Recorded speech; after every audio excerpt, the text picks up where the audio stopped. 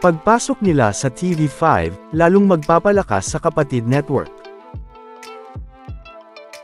Julia Barreto, muling nakasama ng mga Dabark ads sa Eat Bulaga bilang isang guest Dabark ads. At may dapat pa daw abangan na pasabog si Julia sa Eat Bulaga. Dabark ads main, nag-alamall show sa kanyang prod number sa Sugod Mall.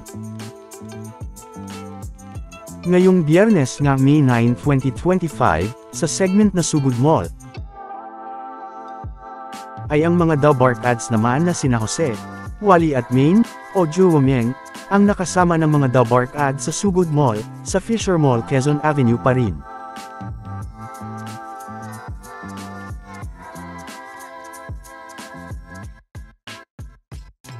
Na kung saan, ay si Dabark ads Main naman nga dito, ang nag-alamall show sa kanyang prod number sa Sugod Mall ng Eat Bulaga.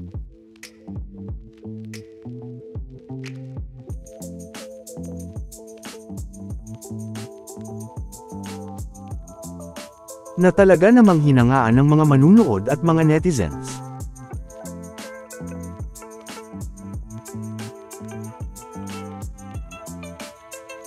Pero hindi nga lang yan, dahil ngayong Biyernes din nga, ay gaya ng una na nating napag-usapan.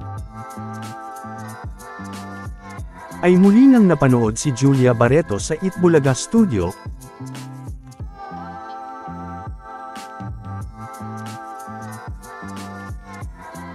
gaya nga ng sinabi nito noong May 3, sa Sugod Campus.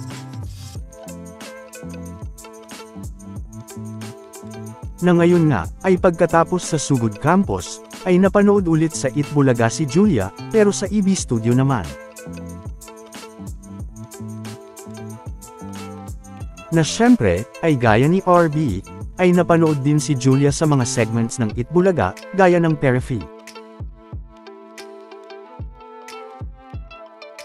Sugod bahay o Sugod Mall mga kapatid.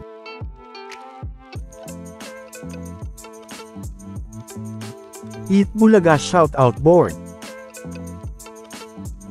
Gimme 5 laro ng mga estudyanteng henyo.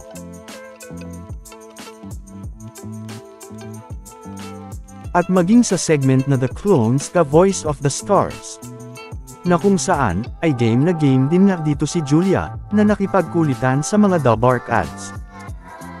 Lalo na nga, nang magpakita din ito ng kanyang ka-voice, sa segment pa rin na The Clones, na kung saan ay game na game din nang nagpakita ng kanyang ka-voice dito si Julia, at si Moira nga ang ginaya nito.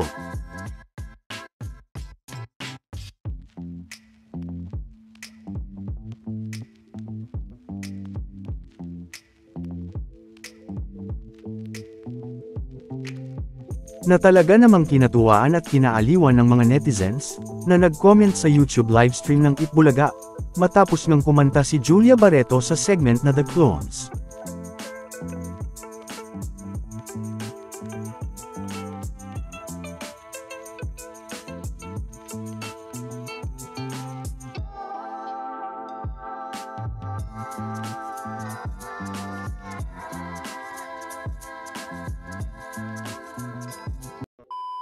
Welcome back mga ka-highlights.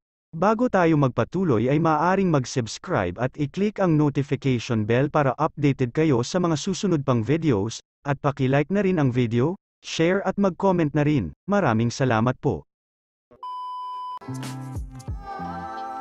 Hindi nga lang yan, dahil ayon pa nga dito, ay abangan daw natin ang kanyang prod number next week, pero binawi niya nga ito, at ginawa niyang bukas na, o sa Sabado May 10, 2025, ang gagawin niyang prod number sa Eat Bulaga.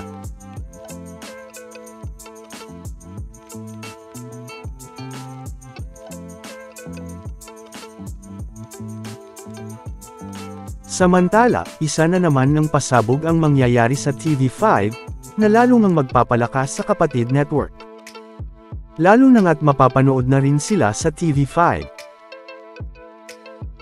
Ito nga, ay dahil mapapanood na rin sa TV5, ang talaga namang sinubaybayan ng marami, at palaging trending worldwide, na ang mutya ng Section E. Matatandaang, talaga namang matapos magsimula ang mutya ng Section E, ay halos araw-araw nga itong nagiging trending worldwide. na kung saan, ay hindi nga lang ang mutya ng Section E ang laging trending noon, kundi maging si Andres Mulak mismo, at lalo na nga ang love team nila dito, na Ashdress.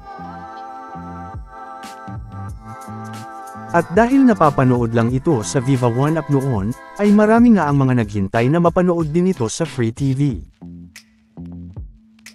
Pero, ngayon nga, ay mapapanood na rin ang Season 1 ng Ang Mutya ng Section E, soon sa TV5, na ngayon pa nga lang ay kaabang-abang na. Sa katunayan nga, ay naibalita na rin ito sa Frontline Pilipinas.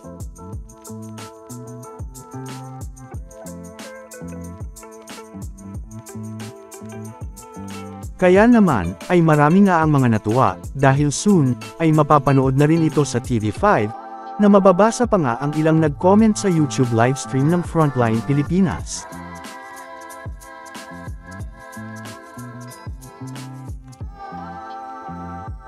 At dahil tinangkilik nga ito ng marami online, at palaging trending noon, ay paniguradong mas tatangkilikin pa nga ito ng marami, lalo na nga't mapapanood na rin ito sa Free TV, sa TV5 Kapatid Network soon.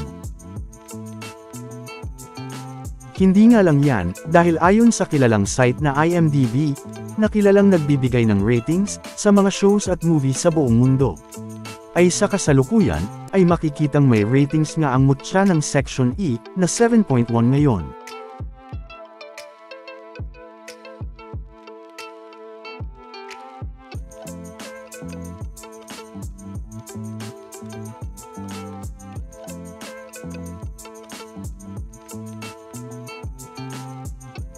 Isa pa nga sa mga dapat abangan, na naibalita din dito, ay sisimulan na rin nila soon ang production ng Season 2 ng Ang Mutya ng Section E, o Ang Mutya ng Section E The Dark Side. Na talaga namang marami na rin ang mga nag-aabang. Samantala, narito naman ang iba pang mga naging reaksyon ng mga netizens, sa muling pagbalik ni Julia Barreto sa Itbulaga. Narito ang ilan sa kanila.